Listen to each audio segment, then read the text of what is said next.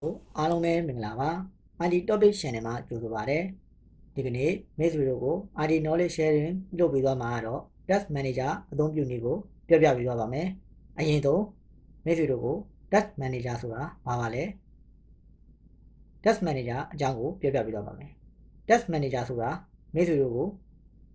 လက်တလောကွန်ပျူတာမှာအသုံးပြုနေတဲ့ software တွေအတွက်နောက်ကိုရနေပြီးတော့အစဉ်စဉ်အလုပ်လုပ်ပေးနေတဲ့ကွန်ပျူတာ CPU RAM processor တွေကို monitoring management ပြုလုပ်လို့ရတဲ့ built-in software ဖြစ်ပါတယ် Task Manager ဖွင့်နည်းကနည်းလမ်းမျိုးစုံရှိပါတယ်မိတ်ဆွေတို့အတွက်အလွယ်ကူဆုံးနဲ့အမြန်ဆုံးဖွင့်နည်း၃မျိုးကိုပြောပြပေးသွားပါမယ်ပထမနည်းလမ်းကတော့ Task Bar ပေါ်ကနေပြီးတော့ right click ခေါက်နေပြီးတော့ Task Manager ကိုဖွင့်နည်းဖြစ်ပါတယ် Task Manager ယူလိုက်ပါဒါဆိုရင်တော့မိတ်ဆွေ Task Manager နဲ့ရောက်ပါပြီဒုတိယနည်းလမ်းကတော့ using keyboard shortcut ကိုအသုံးပြုပြီးတော့ Task Manager ဖွင့်နည်းဖြစ်ပါတယ် Ctrl Shift Escape ကိုနှိပ်ရပါမယ် Task Manager ကြာလာပါပြီ shortcut နည်းနဲ့ Task Manager ဖွင့်တာပါတတိယနည်းလမ်းကတော့ Command Prompt နဲ့ Task Manager ဖွင့်တာပါ Window key နဲ့ R key ကိုတွဲနေရပါမယ် Window R ပြီးရင် Run Box ထဲမှာ Task Manager တော့ EXE ကိုရိုက်နေရပါမယ် Window R key တွဲနေလိုက်ပါပြီ Run Box ကြာလာပါပြီ taskmgr.exe ကိုနှိပ်ပြီးတော့ခဏခေါက်လာပါအဲ့ဆိုရင်တော့ Task Manager ကြာလာပါပြီ Task Manager ကြာလာပြီဆိုရင်တော့ဒီ process ဆိုတဲ့အကြောင်းလေးကိုရှင်းပြပါမယ် process မှာမိတ်ဆွေတို့မိမိတို့ကွန်ပျူတာမှာ run နေတဲ့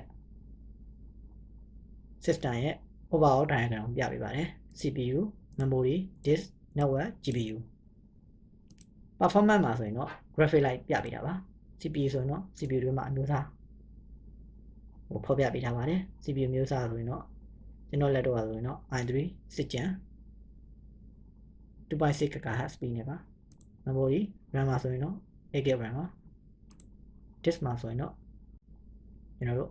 932K ဆိုတော့ 1TB ဖြစ်ပါတယ် process မှာအဓိက run နေတဲ့ process ကတော့ဒီကွန်ပျူတာထဲမှာအခုထိတ်ဆုံးကနေပြီးတော့ Bio App နဲ့ကြည့်လို့ရပါတယ်ဒါဆိုရင်တော့အခု focus screen ဆိုရင်ကျွန်တော် screen recorder run နေပါတယ်ဒီ right click ခောက်ပြီးတော့ antenna နှိပ်လိုက်ဆိုရင်တော့ focus screen က process ကအန်မှာဖြစ်ပါတယ်ဒီလိုပဲမိတ်ဆွေ hand နေတဲ့ process တွေကို application တွေကိုဒီပေါ်မှာ left click ထောက်ပြီးတော့ right click ရှင်းနေ enter ဆိုပြီးမှပိတ်နိုင်ပါတယ်မိတ်ဆွေတို့အဓိကသိထားမယ် function ရတော့ process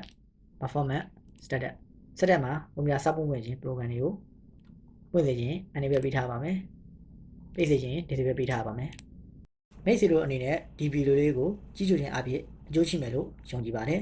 နောက်လာမယ့် IT knowledge sharing ဗီဒီယိုများကိုအဆက်မပြတ်ကြည့်ရှုလိုပါကကျွန်တော်တို့ရဲ့ channel ကို